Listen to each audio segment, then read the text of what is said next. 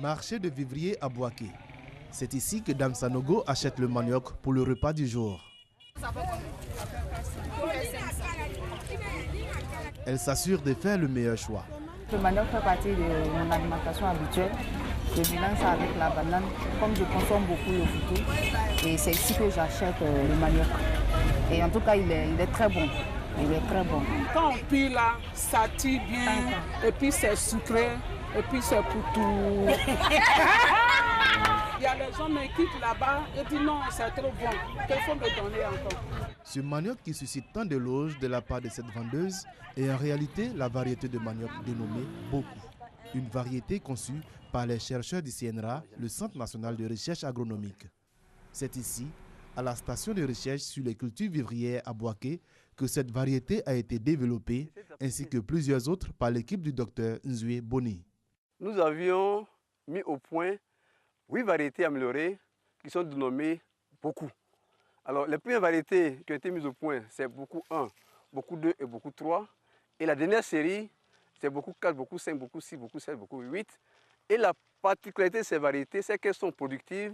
Vous avez les rendements qui partent de 30 tonnes à 40 tonnes l'hectare avec un taux de matière sèche très élevé. Ces différentes variétés ont été mises en place à partir de 2008. Testées dans des sites pilotes, les résultats ont été jugés satisfaisants. Des rendements moyens de 30 tonnes à l'hectare, là où les variétés traditionnelles produisent 8 tonnes et la possibilité de transformation en plusieurs sous-produits.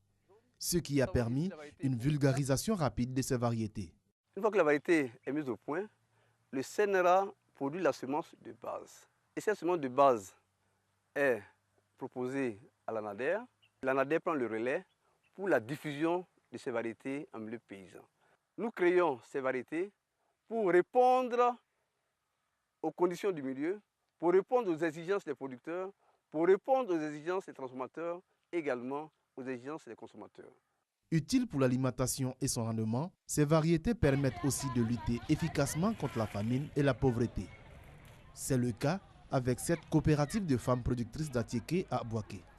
Leur principale matière première est la variété de manioc Boku. Au niveau de la transformation, il n'y a pas de problème. Parce que c'est des variétés qui donnent du bon à Tchéké. Et même on peut le consommer en foutou, en placari, en gari. On a un contrat avec quelqu'un où on est en train de fournir, aujourd'hui on est en train de fournir 20 tonnes d'Atchéké qui doit partir hors de la Côte d'Ivoire. Donc avec ces variétés, c'est seulement que ces variétés que nous traitons.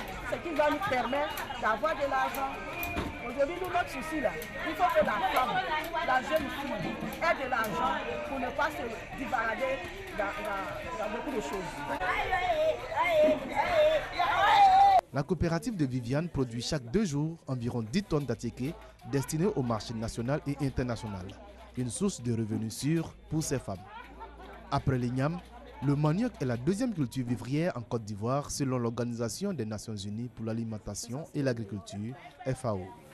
Elle estimait qu'en 2013, la consommation humaine de manioc en Côte d'Ivoire représentait 2,2 millions de tonnes et la consommation animale 115 000 tonnes.